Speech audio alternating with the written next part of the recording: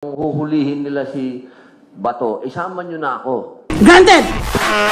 Dahil isa ako sa sumuporta kay Pangulong Rodrigo Roa Duterte dyan sa drug war. Kung walang iwanan nga sasamahan ko sila kung saan sila. Total, sanay naman tayo sa kulungan, sa abroad pa. Masarap pagkain dun.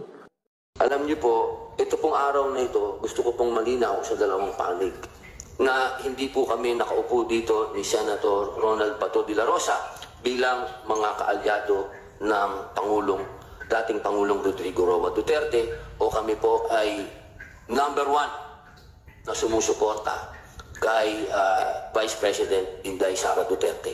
Nandito po kami bilang mga senador, independente.